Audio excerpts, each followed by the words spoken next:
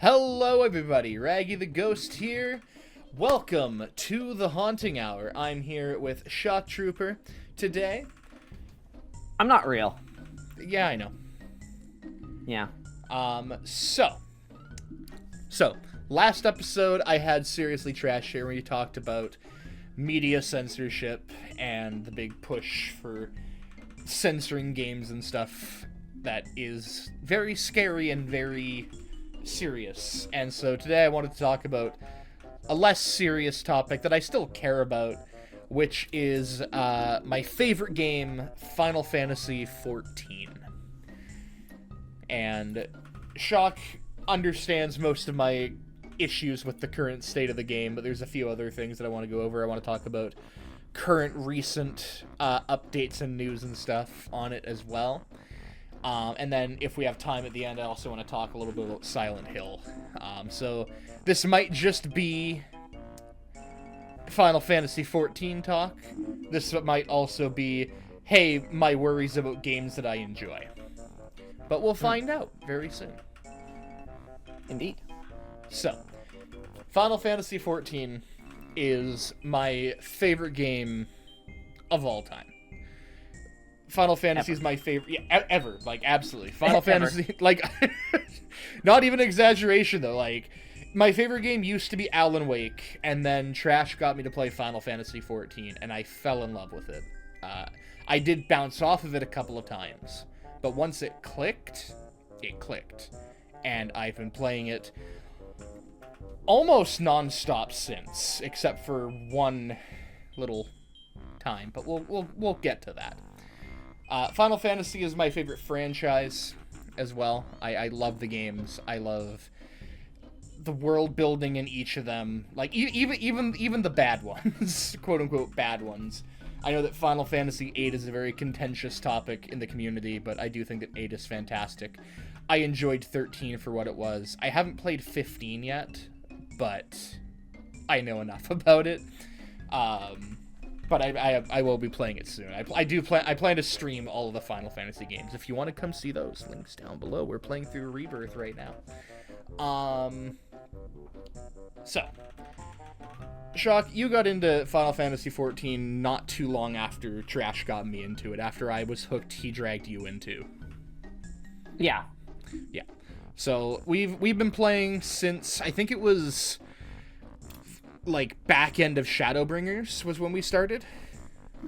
Yeah. It was pretty much it was during post patches of Shadowbringers. Yeah. When we actually started.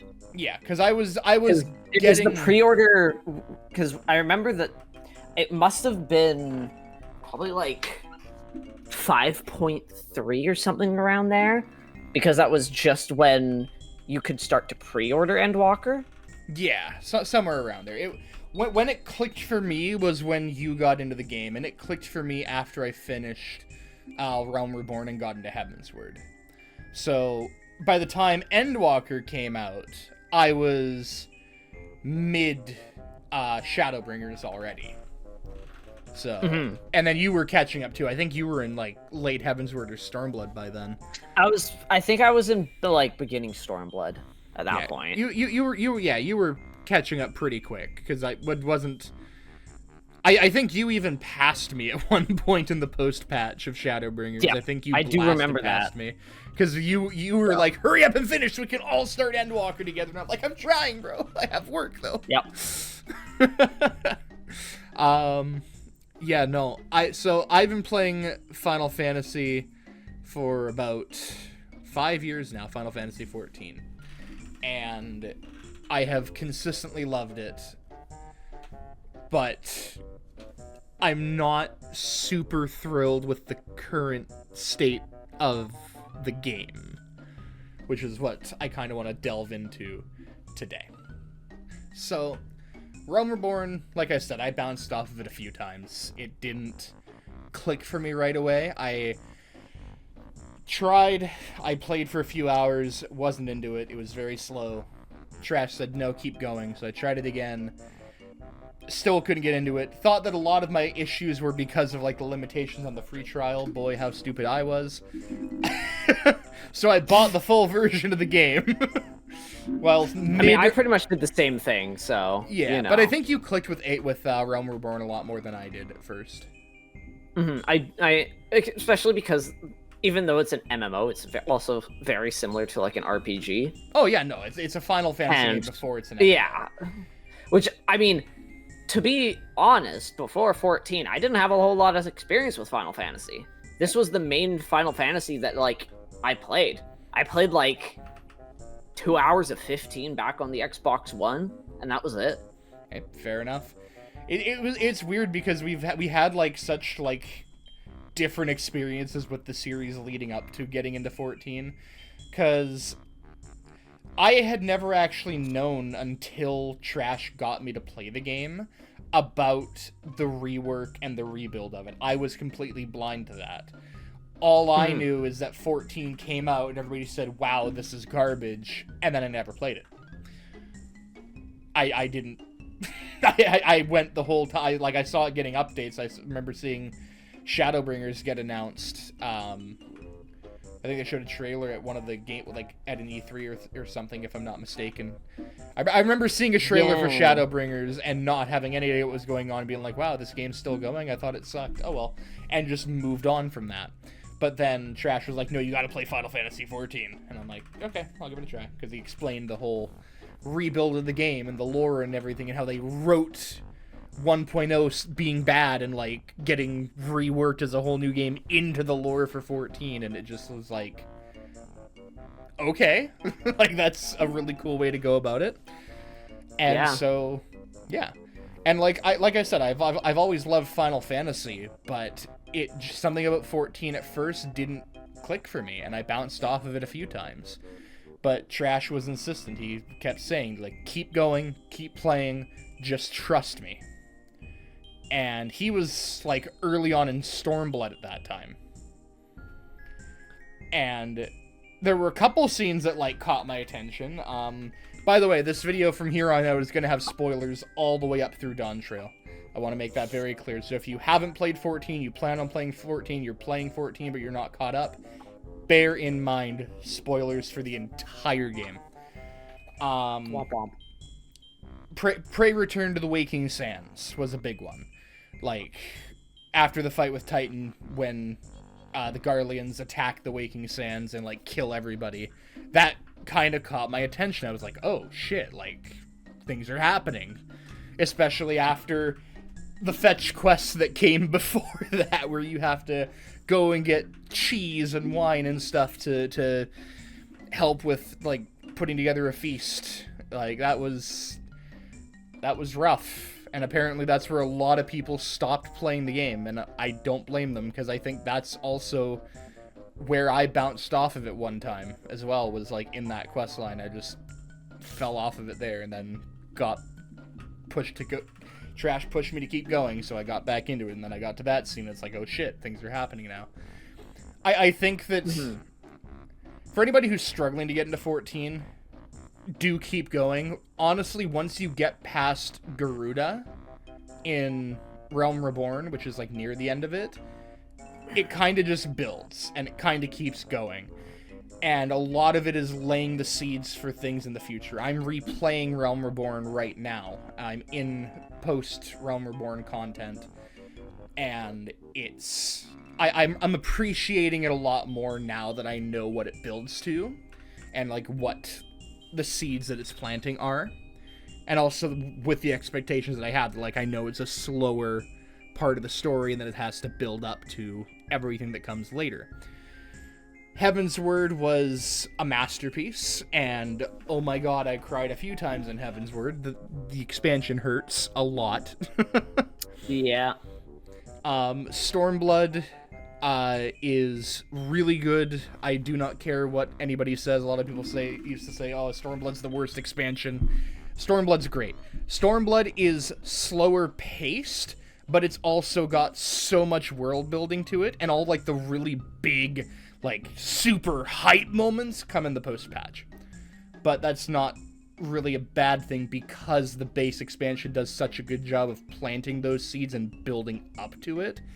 Also, Xenos makes his appearance in Stormblood, And Xenos, if you've played Final Fantasy and you've played past Stormblood, you know exactly what I'm talking about when I say Xenos is there. That's really all I need to say. Xenos shows up. That's it. Xenos shows up and does Xenos things. Exactly. And then Shadowbringers is still, to this day, probably the best piece of fiction I've ever experienced. Shadowbringers is the peak of the game. It is incredible. Shadowbringers changed me. You know? Like, I don't even say that as a joke. That's not even be funny. Shadowbringers changed me as a person, and it also changed how I, like, view, like, storytelling as well, just because of the way that it's done. It is so incredible. Emmett Selk is one of the best villains I've ever experienced in anything. He is such a well-written, sympathetic villain, and by the end of it, when you kill him, you're sad that you have to kill him. Yeah. Like, it hurts. Shadowbringers fucked me up. And Endwalker is the culmination of this 10-year-long storyline. And I don't think Endwalker's perfect. I still think that Shadowbringers is the best expansion. Endwalker does feel a little bit rushed in some parts, but at the same time, it's still an incredible end to a 10-year-long story arc that I've been lucky enough to play for, like, I was lucky enough to play for a third of that time leading up to it, you know? Basically. Or actually, can't even say that. I played it for a few months before it came out, but, like, I've played the game for half of the time that, like, you know what I'm trying to say. Words are hard. Game was out for 10 years. I've now played for 5 years. We're at the 15th anniversary, so I've played for a third of the game's lifespan now. So, like, you know. Anyway, I'm glad that I've gotten to, like, be here and experience, like, I got to experience Endwalker while it was still pretty fresh. I think we finished it when 6.3 was coming out. Or maybe no, actually we were in like 6.2 by the time we finished Endwalker. I finished. I mean, I'm pretty sure, if I remember correctly, I finished it way before you did. I was also streaming it though. I was too. Yeah. Except for the end. And I'm so glad that I did not stream the end, because I was bawling my eyes out so hard that I would have been incomprehensible. I was fighting to not cry while I was streaming the end of Endwalker. You were there with me for that too. Yeah, and that was that was after I did it. You think I was gonna miss watching you do it? Yeah, no, you were there with me for that one. Like, I'm sure you could hear it in my voice. Like, I was on the verge a lot of times. But I was fighting it back. But oh my god, I'm honestly excited to get back to Endwalk. I'm excited to get back to everything on my new character that I'm playing through right now. But like I said, I'm post Realm Reborn. I remember all of us sitting here in my room before going out for drinks one night. I think, can't remember if Gabe was in town or what exactly it was. We were all going to get drinks. Maybe it was for a birthday. I can't remember. But before we left, there was the FanFest announcements and stuff, and they showed the teaser for Dawn Trail. So it was all of us sitting here in the room getting really fucking excited for Dawn Trail. Being like, oh my god, new expansion! And then we have the video up on the channel as well here, where we watch, like, the full trailer when it came out all together. And that's kind of what we're talking about today, because as excited as we were, as much as I love Final Fantasy XIV, I've loved everything up until now, Dawn Trail kind of took me out of it, if I'm being fully honest. I don't think that Dawn Trail is the worst thing ever, but it's a noticeable step down in quality from kind of everything. And I don't mean that, like, because I didn't go into it with, I feel, unrealistic expectations. I feel I went in with very, like, knowing, like, thinking I knew what I was getting into, because I knew that this was going to be like, this is the start of a new adventure. Endwalker was the end of the Zodiarch Hydaelyn arc. That was it. This is a brand new, like, chapter.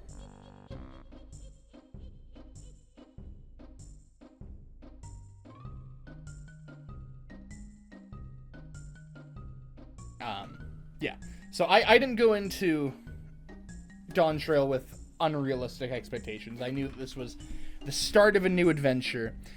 At the end of 6.4, 6.5, we met Wook Lamont, who I really enjoyed in that time. I thought that she was a really fun character.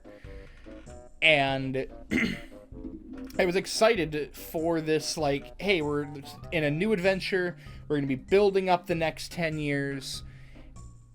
We're going on a chill island getaway. You're not the main character. You are the side character. You're in a mentor role for this new character, and this is her story.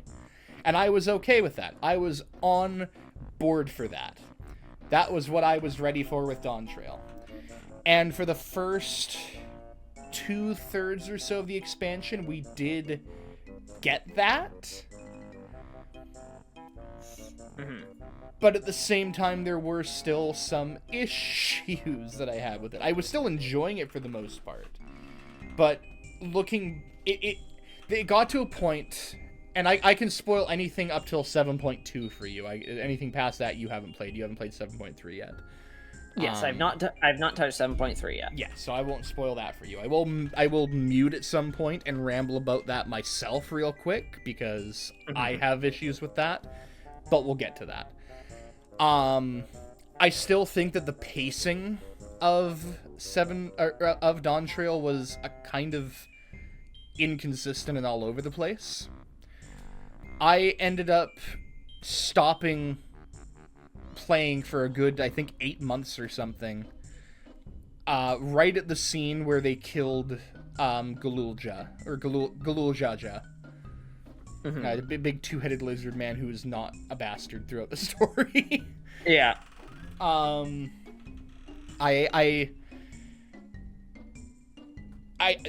stopped, like, because I stopped playing for like 8 months, and then I renewed my sub, and I was like, okay, I'm gonna finish Dawn Trail now, and I'm like, hey, where was I? And then I talked to I think it was Wook Lamont, and it cuts to the scene of Galul Jaja on the ground dying, and I'm like, oh, that's where I stopped. I see.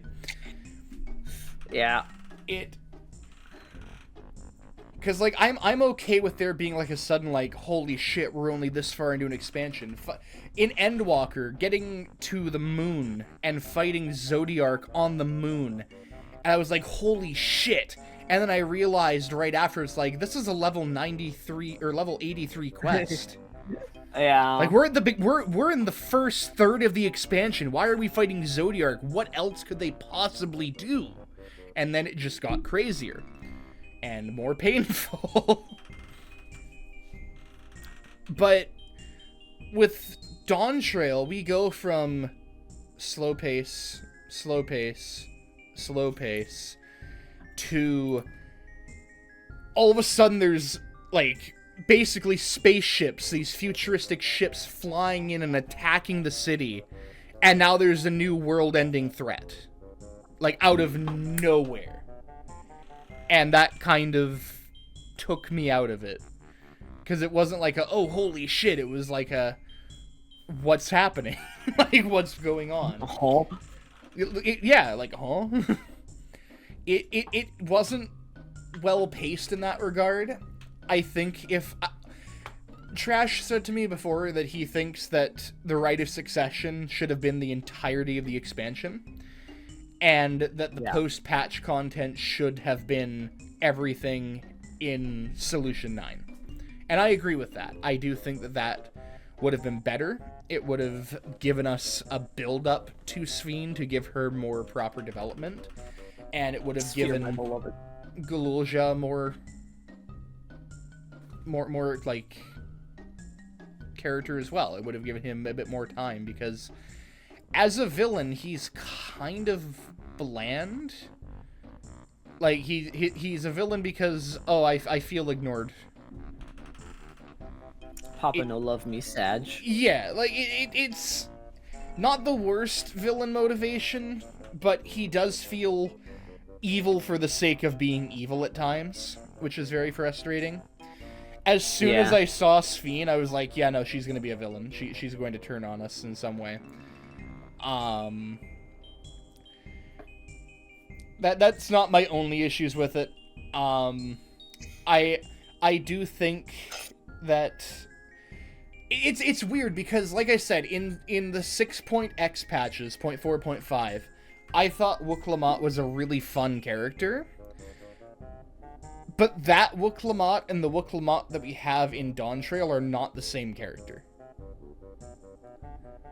Like they're if you go back and you replay those patch quests and then you replay Dawntrail, she's written very differently. Mm-hmm.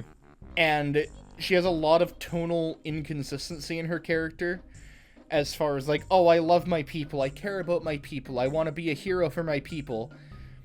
I know literally fuck all about any of my people. Yeah. Like, you know, or like, she has a supposed fear of heights, but then you also have a talk with her on the edge of a cliff, and she's perfectly fine. And yeah. she's 50-50 on if she has motion sickness or not, depending on the circumstances. There's a lot of things with Wook Lamont's character that just are inconsistent, and I feel don't fully make sense. Like, I think that she should have been more of a guide for us, like, lead us through Tiliolal, or Tural. Mm-hmm. But, you know, again, like, she's like, oh, I love my people, I care about my people, I want to protect my people and be a hero for them. But she knows nothing about the people of her country or their cultures at all. Especially the ones that she grew up with. Yeah, right? Like, she's learning about this for some reason alongside you. There's a dialogue option that you have where you can say, like, I don't know if she's fit to rule. And it's like, you know, like, she's not. At least not in that current moment. And then Kona just, like, give me, like, nah, I give up on the right of succession. Wook Lamont can have it. She deserves it. It's like, bro, you've been here fighting this whole fucking time. There's a weird spot as well. Like, I'm kind of in the middle of, like, we see too much of the Scions, but also not enough of the Scions at the same time, if that makes sense. Yeah. Like, I do think that the Scions should either not be there at all, or be taking more of a back seat. The way that the story's written, the Scions could just not be there at all, and it would change nothing. It feels like they show up and are there just so that you have enough members for the trust system. But at the same time, why not just go back to ARR style for the trust system, where they've implemented that and, like, brought that into the older content of just having a random group of adventurers. Give us some, like, Mamulja tank healers and stuff. That's another thing that I feel like they should have done. Like, the Scions are there because people like them, but it feels like they're also only there so they can be put into the marketing for the game in a way as well. Like, yeah. Like, we get Graha and Ashtola in the last, like, third to quarter of the expansion, but they have posters for Dawntrail with Graha and Ashtola everywhere, but they're barely in the expansion. Okay, but Graha did get his taco. He did get his taco. It was also really fucking weird, like, to see that, like, every single scene in that, like, reveal in, like, the full trailer for the expansion was in the credits. Mm-hmm. Like, all that, like, chill island adventure stuff, all that, like, Urianger enjoying his pina colada, Y'shtola looking at the ruins of Graha having his taco, that was in the credit scene. That was the epilogue of the expansion. Yeah. And it was like, okay, well, that's, you know, is what it is, I guess. I feel like, you know, when Thancred and Urianger showed up, as we're like, oh, we're on Kona's side, actually, here, I was like, oh, there's gonna be, like, interpersonal conflict. We're gonna like have some drama between the Scions. They block your path with a rock exactly once in a single dungeon. That's it. That is the only time there's any sort of tension or fighting between you guys. When there was the one trial to, like, make that dish, like, the cultural dish, they had a great opportunity to pair Wuklamad up with either Bakul Jaja or Galulja, and it could have been really interesting because they're, like, bitter enemies, you know? They hate each other. Whether Wuklamad and Galulja are siblings, or Bakul Jaja being there because he's a two-headed lizard. He's one of the chosen ones. I can't remember the exact title they used for that. Yeah, I don't remember. But that would have been a much more interesting dynamic for that set of quests, as opposed to, oh, Wuklamad's paired up with her brother that she really gets along with and loves. And it's like, okay, well, like, you know, I guess we're all working together. Oh, look, we're working with the Scions again. Yeah. There was, like, the one where you had to, like, make the float for, like, the rain dance thing to fix the crops. And it was, like, even, like, the people there who, like, it's their culture were like, oh, I don't know if this is gonna work. It's like, how do you not know if this is gonna work or not? This is literally your entire thing. Yeah. So it's, again, like, another one of those weird... Like, it just was inconsistent in a lot of ways. The writing felt off in a lot of ways. And it was a different writer for Dawn Trail than it was from the rest of the expansions. I do not remember either of the writers' names for... Ishikawa. Thank you, Ishikawa. Who wrote... She's the one who did the writing for Shadowbringers and Endwalker. Yeah, Shadowbringers and Endwalker. I think she also did Stormblood, but I might be wrong. She also did the Dark Knight questline as well, which was phenomenal. There was definitely a different writer for Heavensward, and he went on to write 16, which is really cool. The writer for Dawn Trail wrote... Oh yeah, she did do Stormblood as well. Okay. The writer for Dawn Trail did the Wurlit Trials, which I did enjoy, but it was also literally just Evangelion, but it was still really fun. Yeah.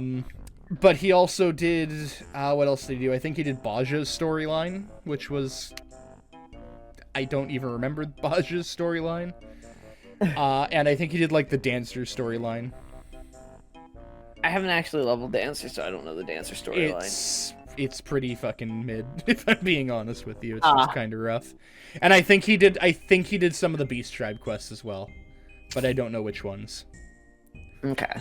So, like, he didn't have a lot of experience with writing, like, the big stories and stuff. And I don't want to, like, throw all the blame onto him because, like, you know, but there definitely was, like, a very inconsistent quality.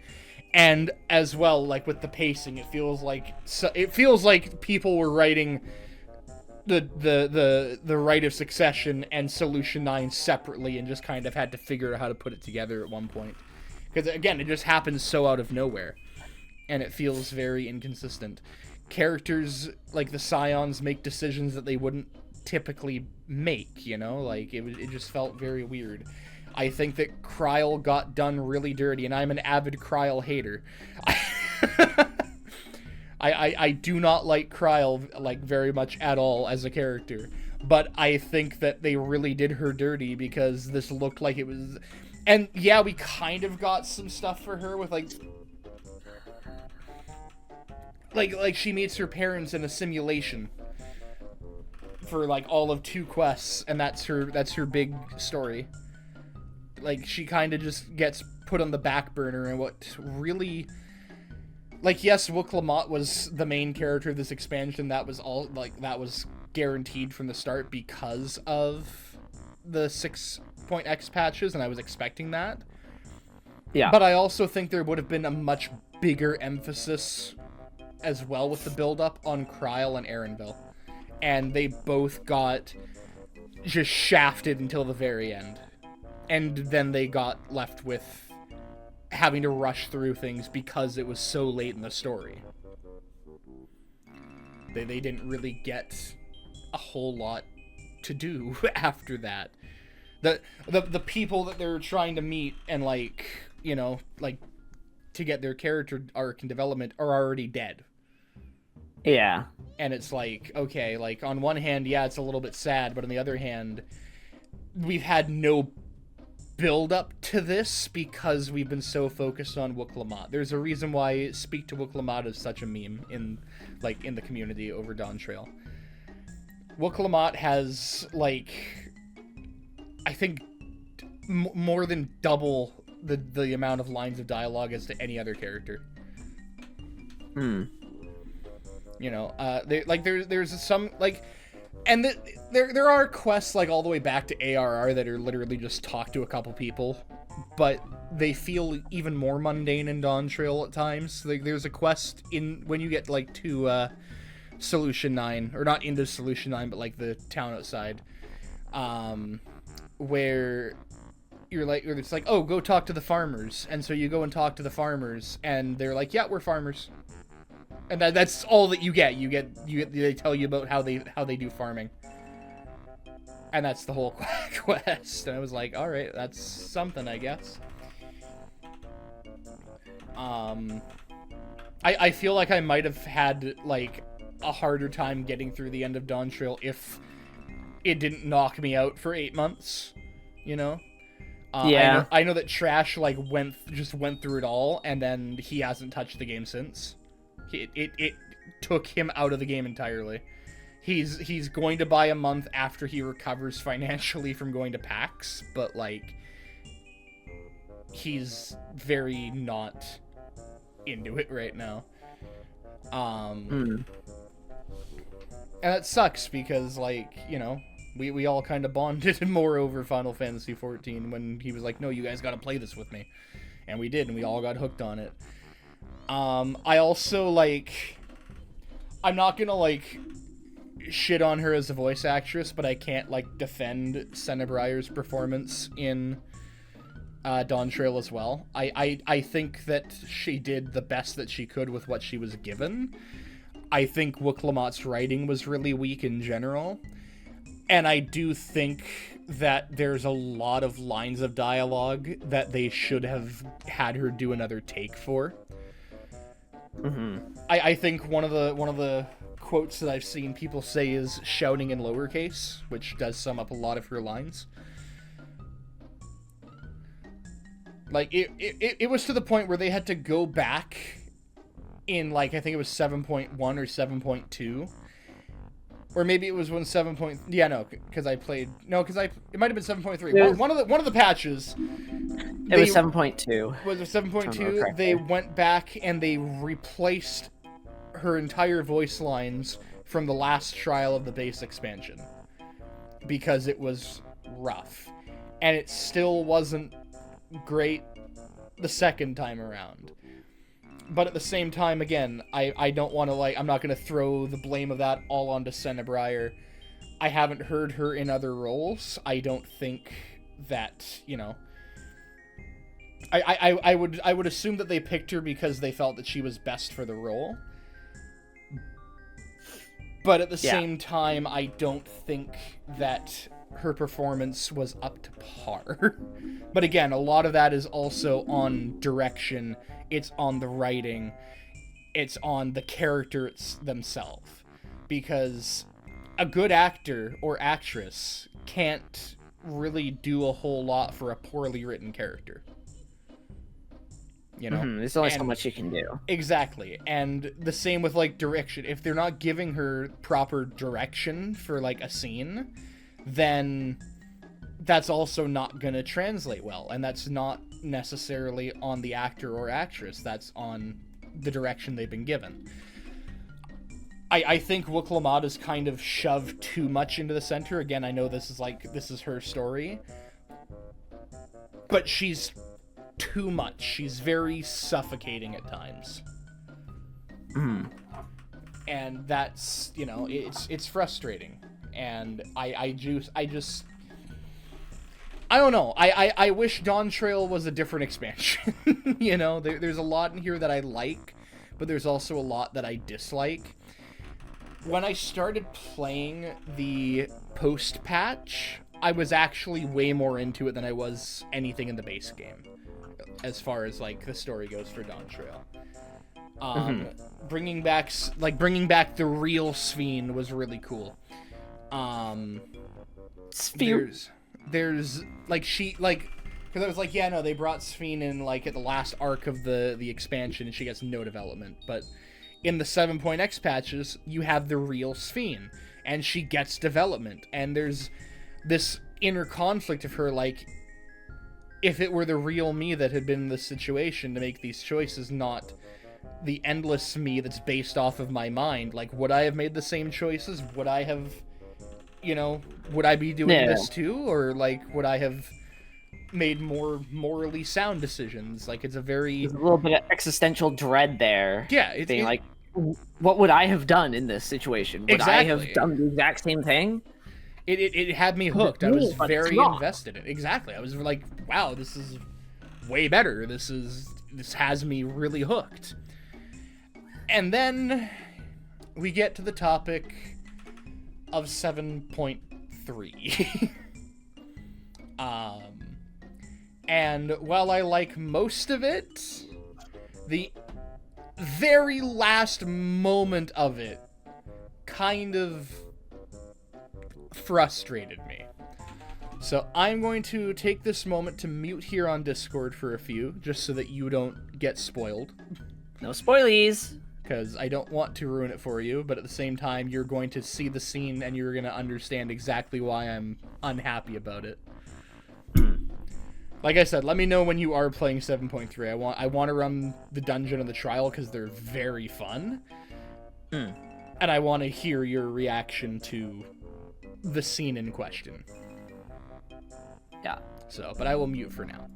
So, yes. In 7.3, the newest patch for the game, Sphene gets more development. You get introduced to this other new villain, Calyx. I can't remember if he came in 7.2 or if he came in 7.3.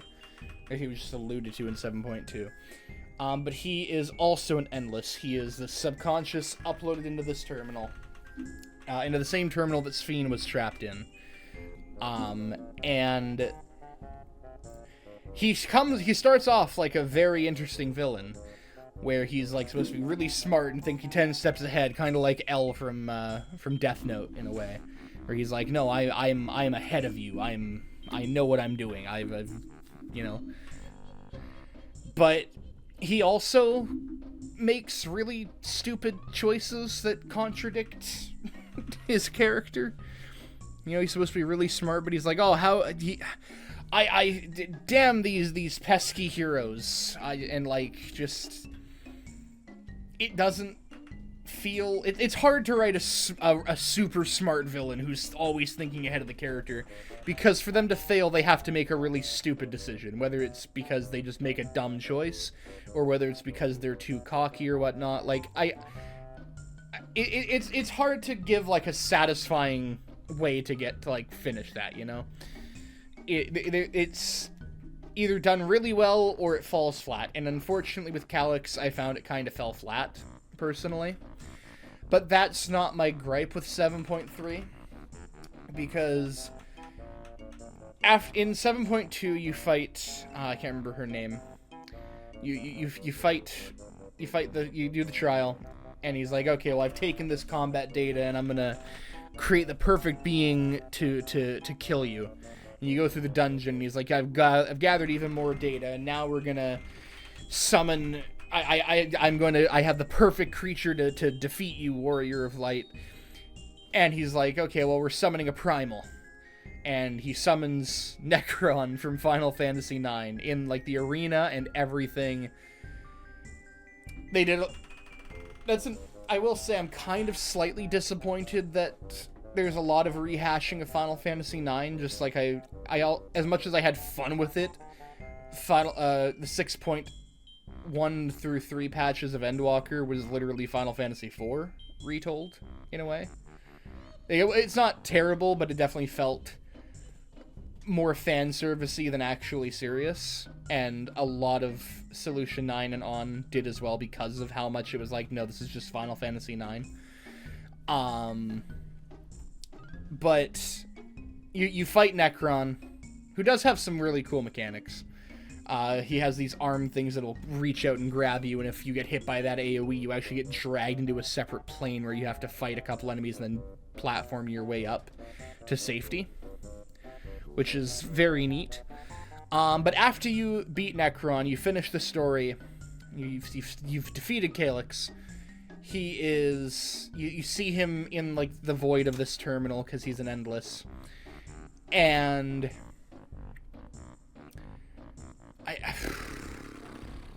It's frustrating. Because after all of this, you know, you fought Calyx, whether he really is alive, whether he is an Endless, who fucking knows? I don't care.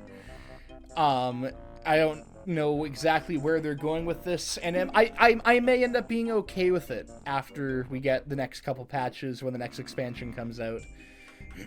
But for the time being, Calyx is in this void, and he's like, damn these pesky, I would have gotten away with it too if it weren't for these meddling heroes. And then you see a very familiar robe start to walk up behind him. And you get the plot reveal that Calyx was doing an Ascian's bidding the entire time. The Ascians being the main antagonists from Realm Reborn all the way through to basically up until the Zodiark fight in Endwalker. The Ascians are the ones that were trying to destroy the world. So you find out at the very end of 7.3 that Calyx has been doing the bidding of an Ascian. And it's frustrating because this is supposed to be the start of a new arc, and it feels like they don't know what to do to build up a new villain, and it's just, oh, it's Ascians again. Like, on one hand, if you've been following the story of Final Fantasy XIV, you've been following the lore and the side stuff and everything, there are a small handful of Ascians left unaccounted for that are still alive. There's like 4 or 5 of them left. I think 4. That we haven't fought, we haven't killed, that are still out and about. I can't remember if that is or isn't counting Gaia.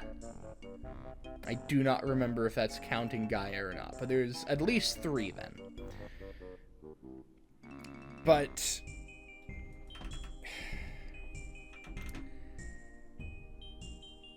I don't know, it feels, I don't want to say lazy, but it feels like they don't know what to do for a new villain in that regard. It feels very,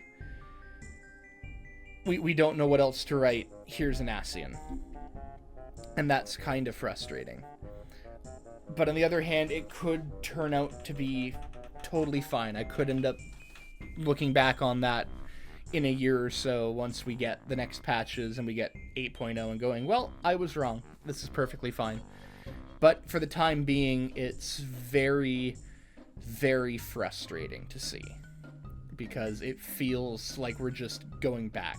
The Ascians, for the most part, they had their story. Endwalker gave them an amazing conclusion. And I don't feel like we need to have Ascians again. But that's my 2 cents on it. We'll see where that ends up going. And for the most part, like other than that, for the most part, I have been enjoying the 7.x patches a lot more than I've been enjoying the rest of Dawn Trail. Again, I don't think Dawn Trail is the worst thing in the world. I'm going to unmute now. But I do think that the 7.x patches are definitely an improvement, except for that ending of 7.3. Hello, welcome back. I'm back. That all being said, I will continue to say that the dungeons, the trials, the raids for Dawn Trail are amazing. Loving all of them. And both the normal raids and the Alliance raids. Sadly, I haven't gotten to play any Savage content yet, but I will be able to, hopefully in the nearest future. I can't remember if I've told you about that. I know I told Trash. But we might have a full static very soon. Yes, you've told me. Okay. It just depends on when Ran is able to catch up in the story, because he's also like slowly recording it for YouTube. Yeah. But yeah, no, he has like a server of people who are like, yeah, we're down to run Savages and Ultimates and stuff. I'm like, fuck yeah, let's go. But yeah, no, love the dungeons, love the trials, love the raids, both the normal and the alliance. I think they're all really, really fun. The Arcadian story is really well written, and I'm really invested in it. I can't wait to see how that wraps up in the next. When's the end of Arcadian coming? Is it 3.35 or is it going to be 0.4? They haven't said, Okay. so we don't actually know yet. Okay, it'll be coming at some point soon. Yeah. Yeah, absolutely loving those. I haven't gotten to play Hildebrand yet, but I will be doing that probably in the next few days, I'm sure. I do think that a lot of people are like, oh, there's such a content drought with Dawntrail, but there's actually, like, I think the most content that's ever been released for an expansion, and we're only in 7.3. Yeah. You know, there's the raids, there's Hildebrand, there's the extra dungeons, there's occult circle. What is it called? Occult Crescent. There's there's cosmic exploration. Like there's a lot of content there, and we're only in 7.3. They put out the new Chaotic Alliance raids, which I really want to try. That sounds so fun. Like, there's quite a lot of content, and we're only on 7.3. There's still 2 more patches to come with even more content to be added. Yeah. So, I do think that people saying, oh, there's such a content drought in Dawntrail are just kind of talking out their ass a little bit. But They are wrong. yeah, like, of course, like, if the content doesn't interest you, that's a whole other thing. But there is a lot of content there. Like, you can't say that there's a drought of content when there is a lot of content there that may not cater to you, you may not enjoy, and that's perfectly fine. And I'm not going to say that you're wrong for that. But there is a lot of content.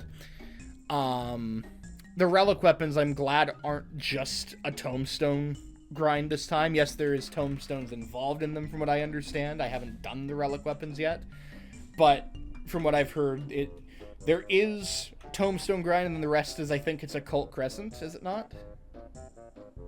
Cult Crescent, yes. Yeah, so you do your tombstone grinds for parts of it, then you have to do a Cult Crescent for the other. So you have to play in this end game open zone to be able to get your route. So it's a lot more like Baja back in Stormblood.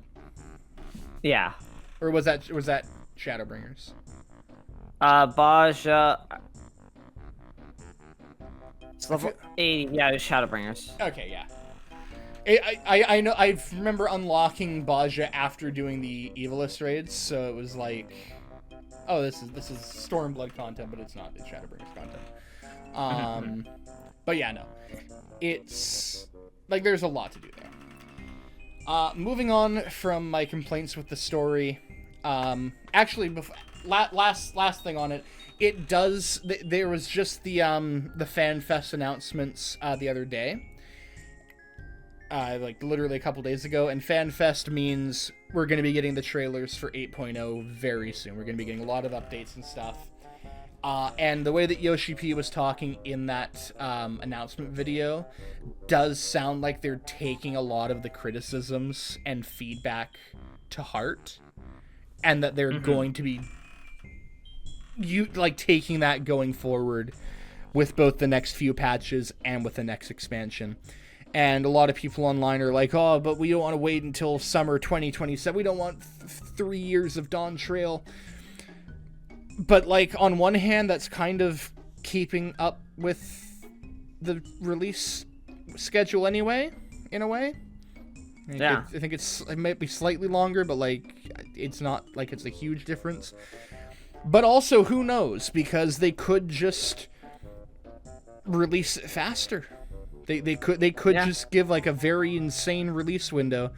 Because I saw another quote from an interview saying, "Yeah, no, new content. It'll be here sooner than you think."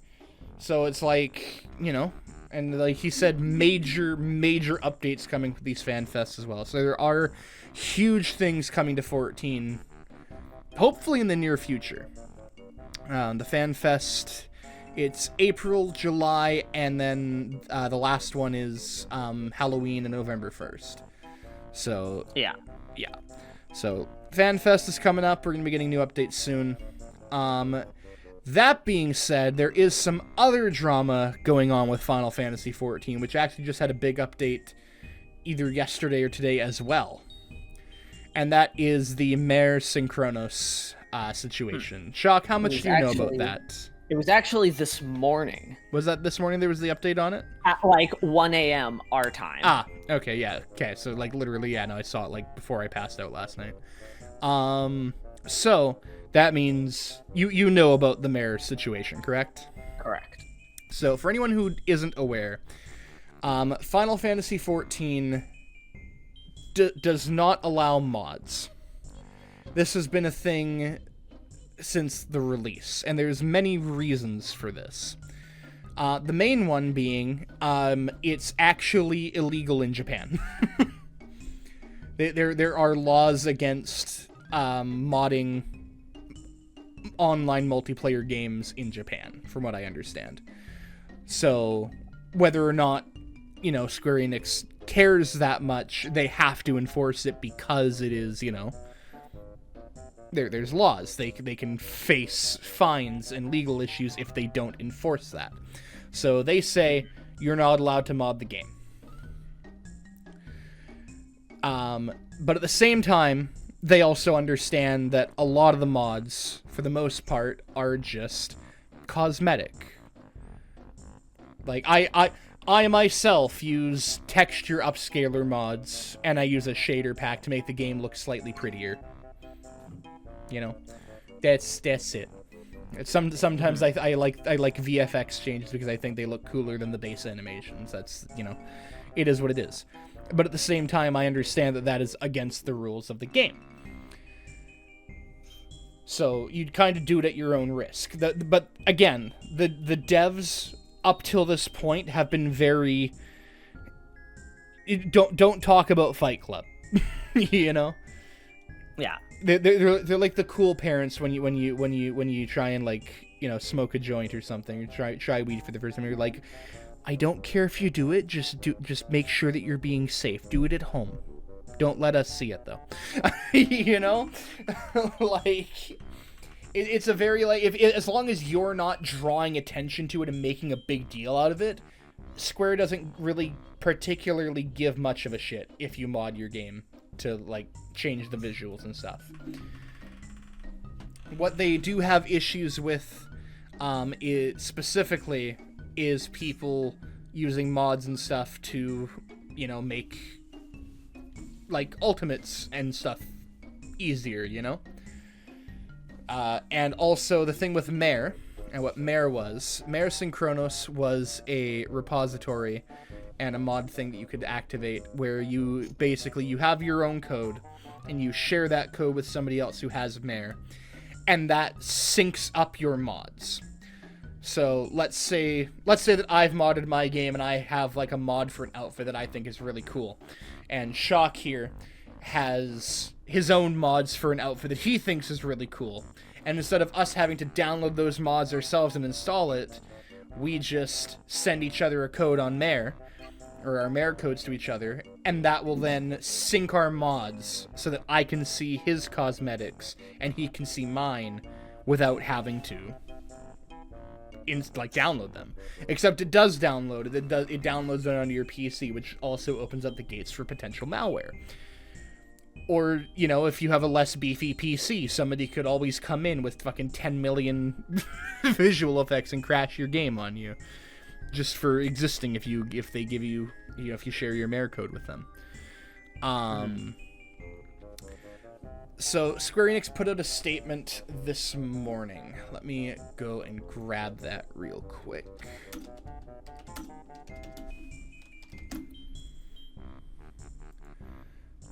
Is this the one here? Yeah. So it says here, We request the cooperation of media outlets and those intending to repost this comment elsewhere. Please do not summarize or provide only excerpts. We respectfully ask that you link readers to this comment instead. So, I am going to read out pretty much the whole thing. I will, like, kind of skim through a little bit of it. But on that note, because they specifically say, like, don't just, you know, take excerpts and stuff and, like, summarize it, there will be a link to this post down in the description of the video below. So please go read it for yourself, read through it. So yeah, basically what happened with Mare was that, before I get into reading this, is that Square Enix sent the creator of it a cease and desist. And this threw the community into shambles. People were mad. We're gonna boycott the game. We're gonna stop playing. I have no reason to play if I can't see other people's mods. And it's like, bro, who cares? Like, on one hand, it does kind of suck to see it get taken down. On the other hand, there's definitely reasons why it got taken down, and that this post goes into it. Gosh, that's bright. So here we go. Hello everyone, producer and director Naoki Yoshida here. I'd like to address the recent feedback and discussion about the community regarding in-game mods. And I do want to say, I actually have a lot of respect for this entire take on it. Me too. Like, you've read it then? Oh yeah, Okay. I read it in the morning when I translated it from Japanese into English before the official English statement came out, because I was like, I want to know what it says. Yeah, so this is Square Enix and especially Yoshi P's official stance on mods for the game. I like another thing with Mare, as well as like the whole, like, you know, downloading stuff onto your PC and whatnot for that, is that people just drew a lot of attention to it as well, which also didn't help, because it was up for 3 years. But from what I understand, there was also on one of the North American servers, they were like, oh, let's have a party out in, like, Costa del Sol with Mare Synchronos. And there was a bunch of people just shouting out their Mare codes in, like, general game chat. and drawing attention to it, talking about Fight Club, which you don't do. Because, again, that's been their stance, is don't bring attention to it. Don't say that you're modding your game in-game. Do not talk about it in-game, because that will get you banned. Because, again, there's laws. They have to enforce these things. So, this post is not meant to target any one mod specifically, but I'd like to touch on the general subject of mods, their use, and the culture surrounding them. I thank you in advance for your understanding. Once again, I'm going to link to this post down below. Firstly, while I am in charge of Final Fantasy XIV, I am also a PC gamer and have been for many years. I've spoken about this multiple times in the past, but my own personal stance regarding mods, that I do tolerate them, has not changed. In the past 20 or so years, I've seen numerous positive examples of games with fan-made mods that expand upon existing gameplay. However, these mods are generally created with a vital premise in mind. They are for personal use only, and the individual player is responsible for the mods they use. Furthermore, the mods must not impact the core game, its services, or the intended game design in a negative manner. I personally feel that these rules should be followed by all mod creators and users. That being said, if players continue to uphold the above premise of mods enhancing one's personal enjoyment of the game and acknowledge that they are taking responsibility for what they download, I personally see no reason to track down or investigate gamers for the general use of mods. So what he's saying there is, as long as it's not changing the game itself, as long as it's not affecting the in-game content, it's not changing how fights work, it's not changing the difficulty or anything, if it's just a mod for your personal enjoyment, if it's like, you know, you like this different outfit, you like this animation set more, you want to upscale your textures a little bit for your own personal use and enjoyment, go for it. That he doesn't care. He doesn't give a shit. It's fine. Of course, from my position leading Final Fantasy XIV, which, again, by the way, I want to say, like, love that take, because that's being even more transparent. It's no longer now just a quiet community thing of, like, just don't talk about mods. Yoshi P himself has now said, if it's just for your personal use to make you enjoy the game more, go for it. All power to you. Exactly. And honestly, I love that. I love that transparency. I love how direct he's being with that. And again, like the reasons for like things being the way they are makes sense. Like for Mare getting taken down. Of course, from my position leading Final Fantasy XIV, I still feel that it is vital for players to follow our user agreement and other rules. Additionally, I'd like to stress the importance that players follow 2 rules: that their style of gameplay does not infringe upon others, and that they do not negatively impact the core game, its services, or intended game design as mentioned above. It is my sincerest hope that everyone can continue playing Final Fantasy XIV as well as other PC games in ways that are enjoyable to them.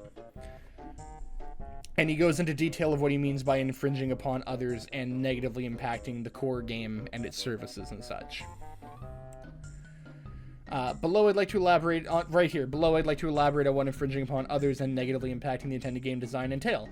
These are merely examples, so I don't mind if you skip over them. Please keep in mind that these theoretical examples do not single out any particular mod. Furthermore, this is not a criticism of those who create or use mods. The following is meant to deepen everyone's understanding of our stance on this matter. What was I gonna say? I had a comment and I've completely lost it.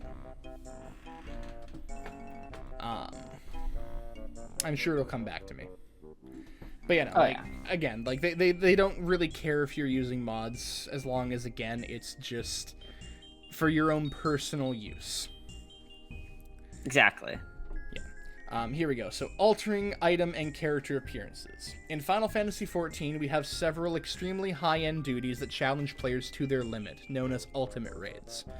To defeat the enemies within these raids, players must dedicate a significant amount of time and effort. As their reward for clearing, they earn the title of Legend, as well as job-specific weapons with specialized visual effects.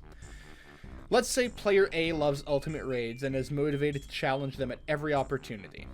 After they clear, they proudly equip their new title and weapon as proof of their party's diligent efforts to earn them. Meanwhile, we have player B, who makes use of a specific mod.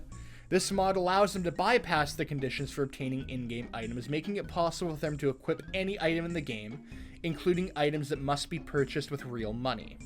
Player B is busy with work, and although they have the motivation, their circumstances prevent them from progressing through any of the ultimate raids. They decide instead to install a mod so that they can at least see what it looks like to have their own character equipped with one of the ultimate raid weapons. Player B uses said mod to equip a set of items which only displays on their client's screen. To other players, Player B's model is only wearing default gear, but on Player B's monitor, they're equipped with a dazzling ultimate weapon. They take a screenshot of their character and decide to use it as their desktop background.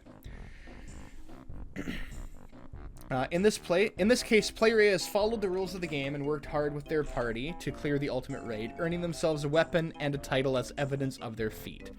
When other players come across Player A using their title and ultimate weapon, they see a legend who has overcome one of the game's most punishing duties. On the other hand, should they encounter Player B, they would simply see a character with their default gear. And this is, what he's getting at, is that, you can mod that in and see it for yourself, but that's for your own personal thing. You don't have that item. Nobody's going to see you having that item except for you, or people who happen to have that same mod installed. Exactly. Let's imagine a scenario in which Player A and B cross paths in-game. On Player B's screen, Player A appears with their brand new title and ultimate weapon, the same weapon that they appear to themselves as having equipped. Conversely, on Player A's screen, Player A appears with their title and hard-won weapon, while Player B appears in their default gear. In other words, Player A sees the rewards each player has earned fairly within the context of the game's rules. Player B sees a modified version of the game, but these changes are visible only to Player B themselves, and thus fall within the realm of individual enjoyment.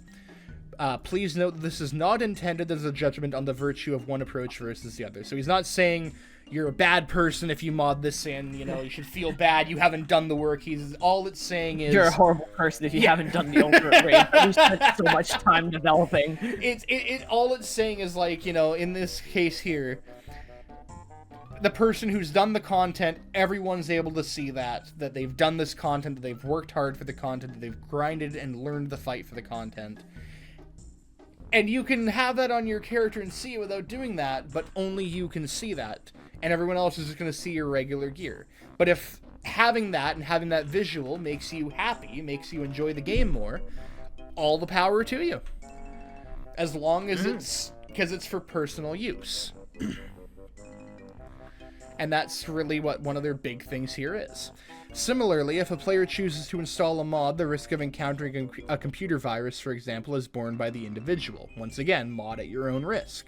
Only download mods from sites you trust. Square Enix does not have any sort of hand in that. They will not help you. If you mod the game and you get a virus, that's on you. Additionally, mods that do not adversely affect other players and which ensure visual changes are only visible to the individual user can be said to narrowly maintain the integrity of the game's design, although of course this is open to interpretation.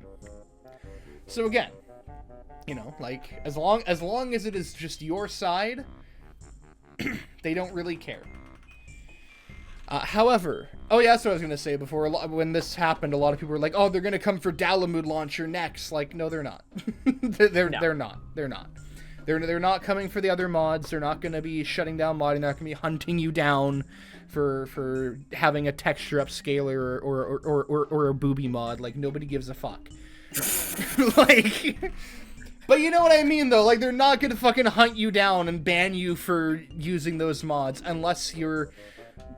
like, you know, shoving it in people's faces. Like, if for some reason Dalamud was like bypassing the need to have like a subscription or something, then there's that's an something issue. they would have. Exactly, That's something they would have an issue with.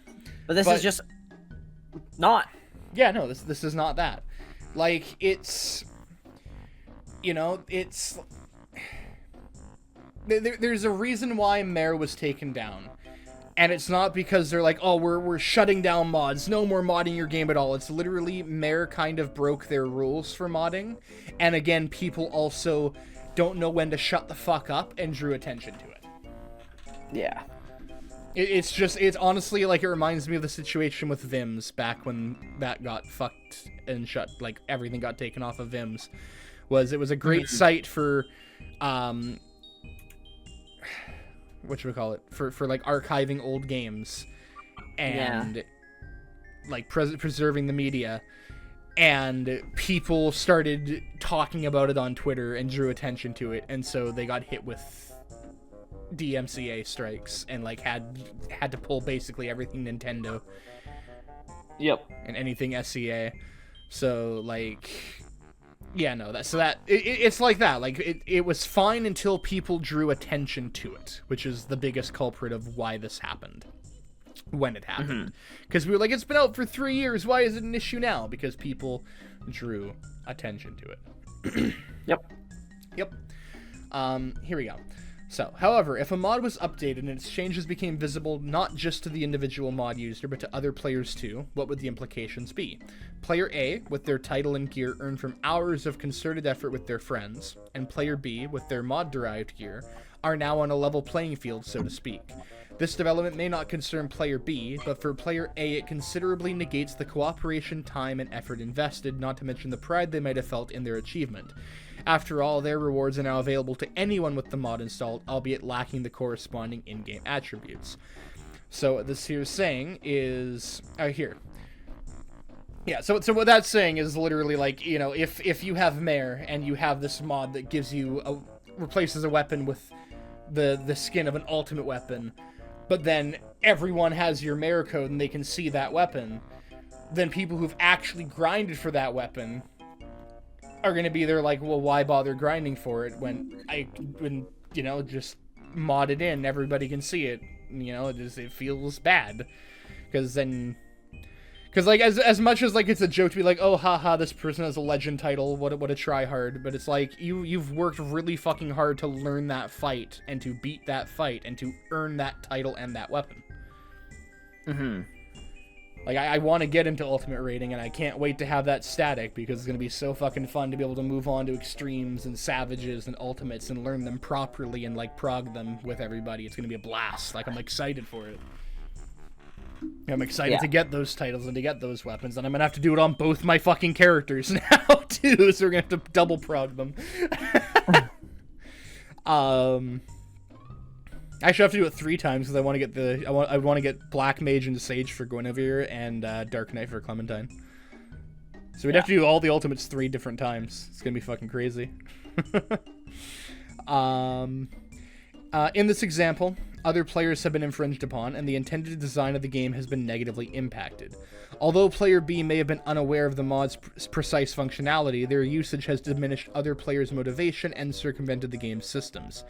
Even if the creator of the mod simply intended for players to readily access and enjoy their favorite gear, they have detrimentally affected both the game and the wider player community. In response, our only options would be to ask that players cease using the mod, or to request that the mod creator removes the functionality causing the problem.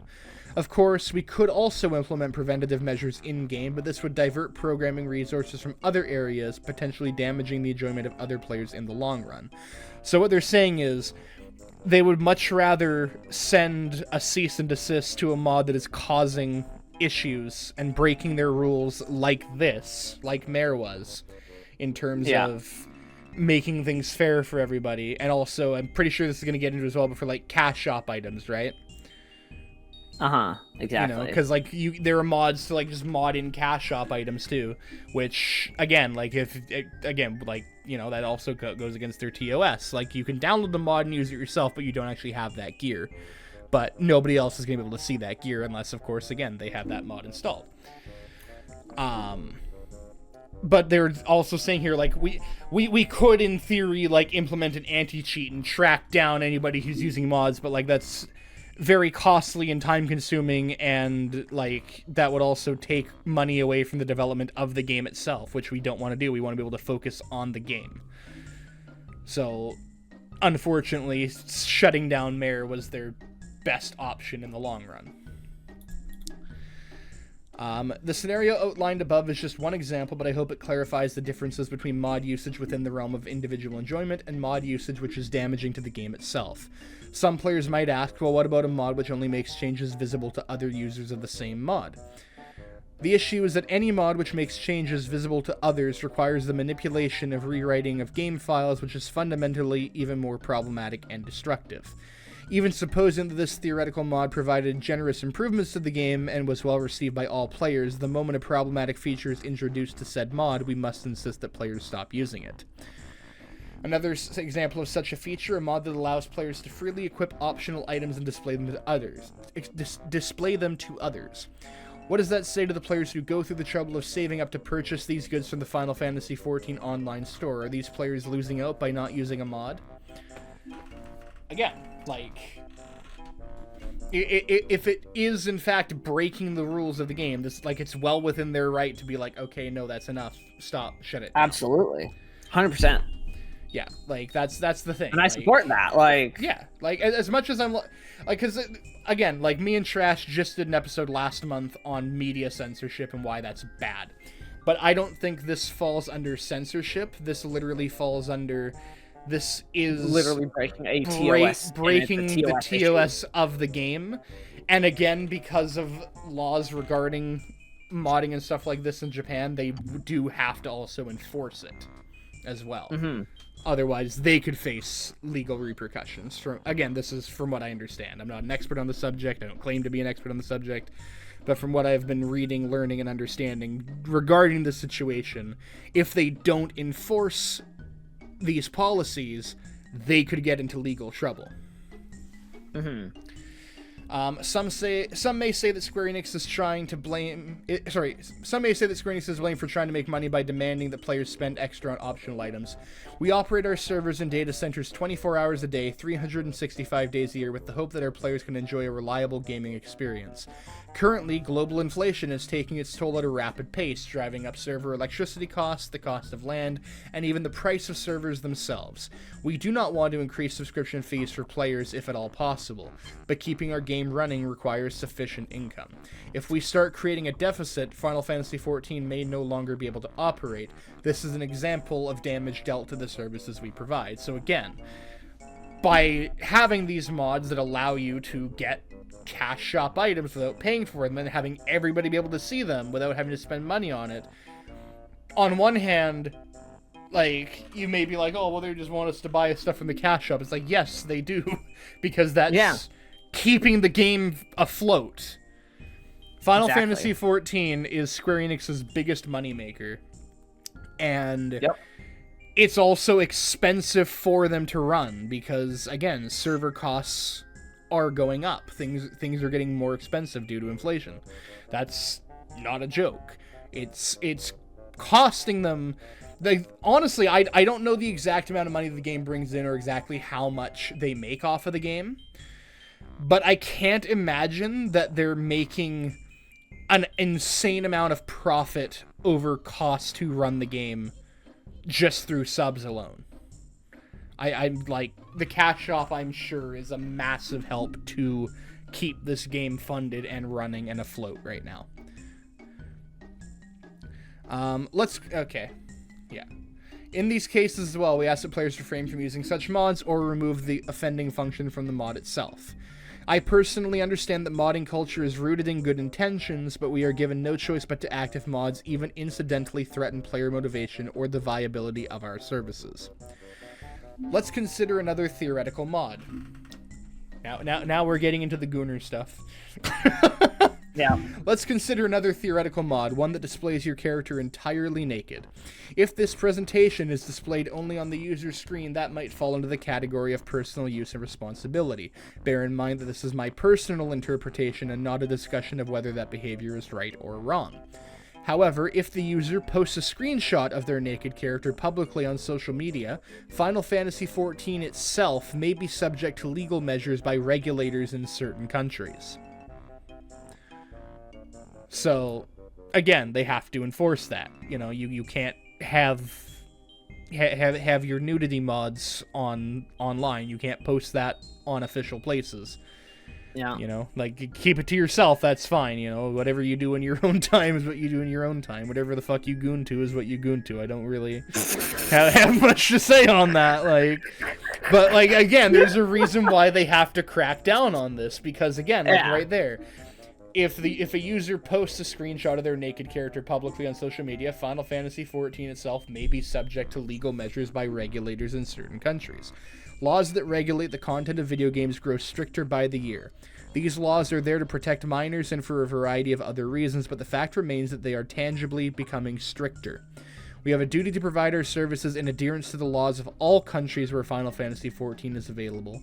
And if we are unable to do so, the distribution of our game can be prohibited. This is another example of damage dealt to our services. Allow me to repeat myself when I say that I do not intend for these examples to be a censor of mod users or creators. I only wish to provide some tangible examples of how using certain mods can damage other players, Final Fantasy XIV, and the services we provide, regardless of the mod's original intent. As always, we will do our utmost to keep creating a world which all players can enjoy. Even though it may take time to do so, it is my hope to incorporate player feedback and officially fulfill as many functionality requests as possible. I am also considering how to increase the freedom of choice players have in the gear they choose to equip. While paying respect to the long-standing tradition of modding PC games, I ask that all players in turn respect our game by enjoying their fun within the confines of some basic rules. With that business aside, I was very pleased to announce the next fan festival yesterday on the 12th anniversary of Final Fantasy XIV. This wouldn't have been possible without you, our players. Thank you all so much for your support thus far. We hope to have the pleasure of your company as we continue along this incredible journey for years to come. And one more thing, for those wondering what comes after the Japan Fan Fest, well, I can't give any details just yet. Just rest assured you won't have to wait long. That last line there kind of sounds like they're teasing a shadow drop of 8.0. It almost does. It almost or something does. else really big. Yeah, like, there's that, and they said, like, in the trailer for the Fan Fest, like, major announcements coming. So it's like, I don't know what they're planning. They could literally, like, here's the full trailer, expansion's out tomorrow, go crazy. Like, we don't know what they're gonna do, but that's not until, like, next October. We got a year and a little, we got a year and some change there until then. But yeah, so that's the updates involving mods and stuff for 14. That is the general consensus. Is as long as it is client side, it is only on your end. Use mods if you want to. They don't particularly care. It's your choice. Mod at your own risk. Don't draw attention to it. You know. Whenever like I said, I use texture upscalers and a shader pack, and occasionally a VFX update, like to switch out some VFX for some of my animations. I think they may look cooler. But if I'm gonna stream Final Fantasy XIV, I don't use those. Because I use those mods through Penumbra on the Dalamud launcher. And if I'm going to stream, I just use the regular 14 launcher. Because then it just none of my mods are enabled. It's just the base core game that you know, because, like, they're right. Like, if you know, depending on what gets shown, they are subject to potential legal ramifications in certain countries. Exactly. And they have to enforce the rules around mods because Japan has laws around modding online games. Which honestly explains a lot as to why Nintendo is as aggressive as they are. Yeah.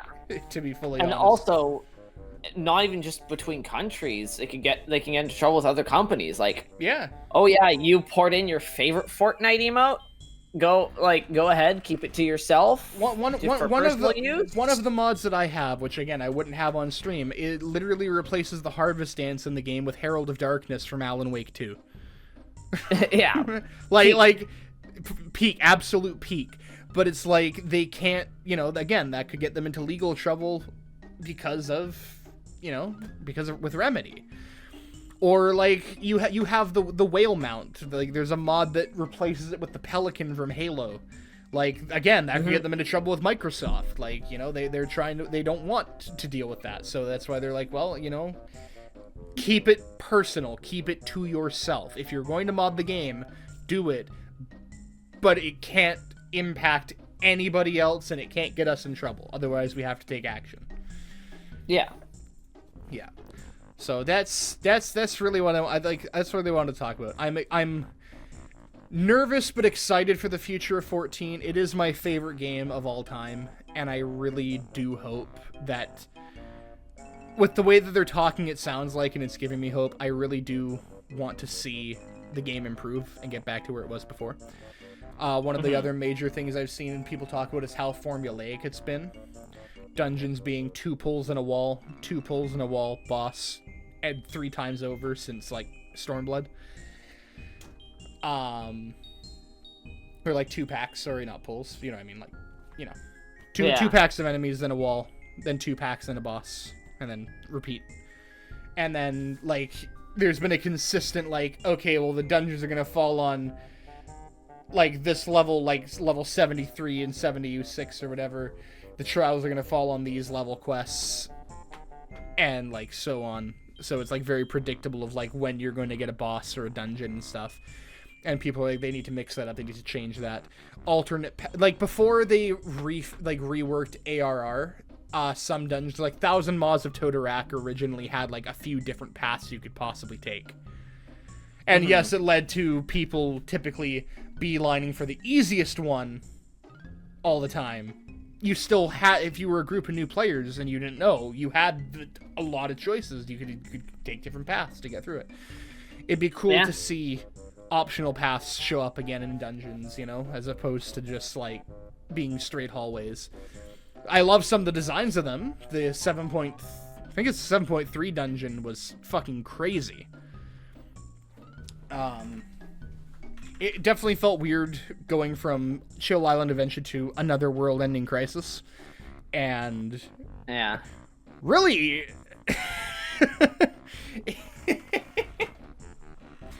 if you think about it, Estinian was the one who had the Chill Island Adventure that we were hoping for.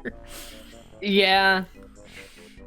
He wasn't active. He wasn't around for all the other stuff. He's just been like, I'm gonna go fight the biggest bad that I can later, nerd. Estinian had the vacation that we thought we were gonna get this expansion. Yeah. Yeah. But, you know, I'm worried about the future of Final Fantasy XIV, but at the same time, the way that they're talking gives me hope for the future of it. I just really hope that what happens at the end of 7.3 doesn't go the way that I think it's going. And again, you'll understand when you get through those quests, Shock. Yeah. Yeah. And the other thing that I really wanted to talk about, which, do we have time right now? It's been an hour and a half. What do you think? I mean, up to you. Okay. The other thing was Silent Hill. And that is that I'm both excited and nervous about Silent Hill F coming out in... It'll be out less than a month from now. I believe it comes out September 25th. I'm going to double check that real quick here. September 24th. Okay. So yeah, less than a month until Silent Hill F. Silent Hill is another one of my favorite franchises. And it has been through some really rocky times. Silent Hill 1 to 4, amazing games.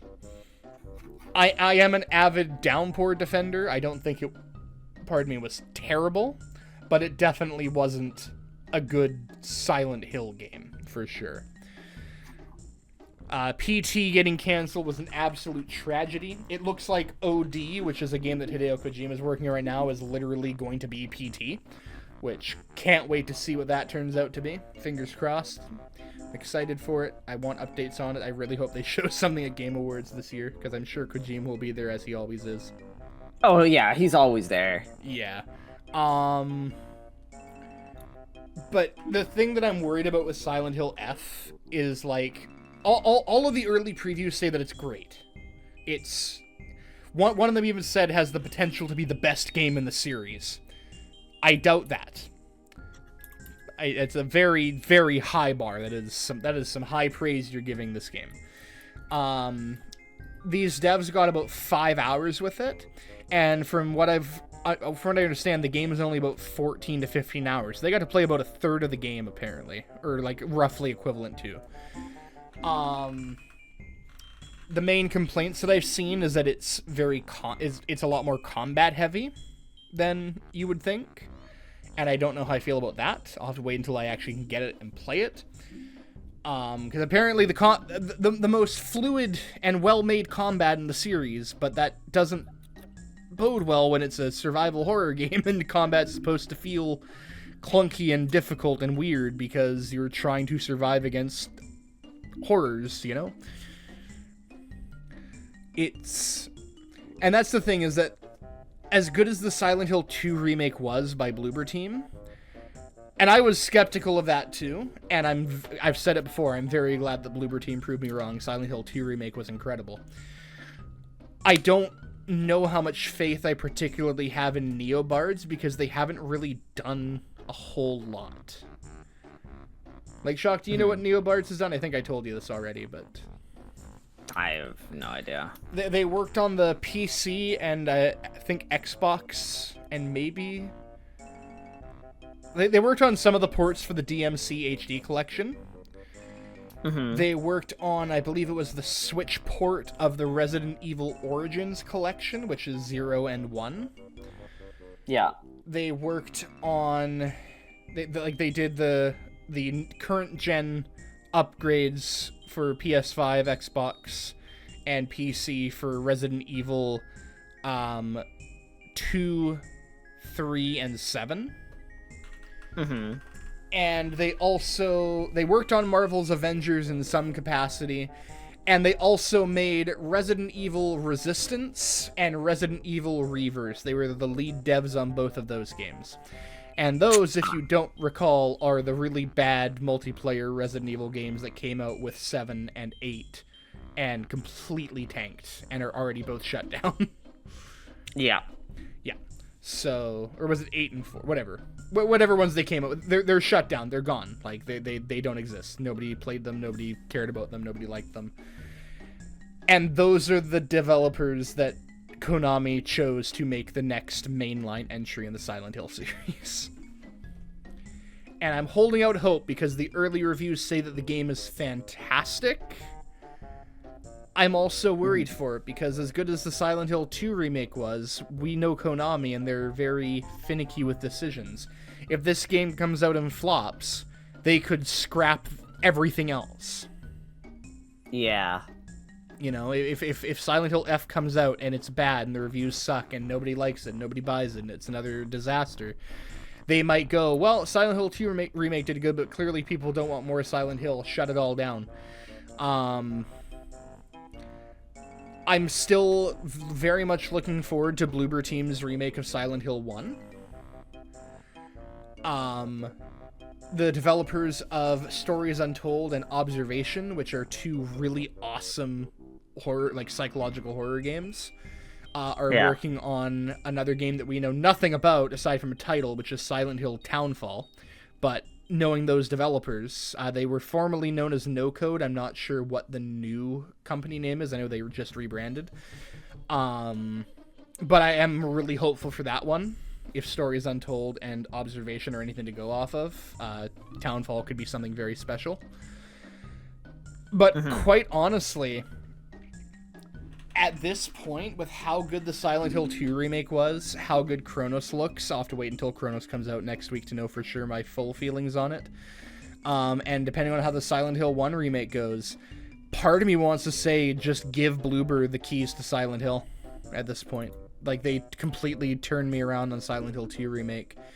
And if Chronos, because the Chronos is their next new original in-house IP, depending on how that ends up being next week, and what they do with the Silent Hill 1 remake, I might just say let them make their own Silent Hill game, like, themselves. Give them the keys, let them make a new one. Yeah. Because, like, it's two games today that we've talked about that, like, I love and I'm scared for, just because of the way things are going with the companies behind them and whatnot. And I really do want the best for both of those. I want Final Fantasy to succeed. It is my favorite series, and Silent Hill is my favorite horror series, and one of my favorite franchises as well. So, fingers crossed for that. But yeah. Shock, do you have any final closing thoughts for the evening? No, I think we've pretty much covered most of the things that at least I was thinking about, so. Awesome. Well, thank you so much for joining me. Once again, link to that article down in the description below, because they do say please link back to this. Don't just paraphrase it. Don't just summarize it. Like, link back to it. So link down below. Go follow Shock on Twitch. He streams as well. Link down below. And I'm not real. Shut the fuck up. And if you enjoyed this, come follow me on Twitch. That is where I do most of my content. Link down below. I stream almost daily, and I switch between VTuber and Facecam now. So you may see this. You may see the ghost from the first episode of The Haunting Hour. Either way, come hang out and feel free to chat with me about whatever, because, yeah. So thank you all so much for watching. This has been The Haunting Hour, and with that, I'll see y'all next time. Have a good one, everybody. Bye-bye. Bye.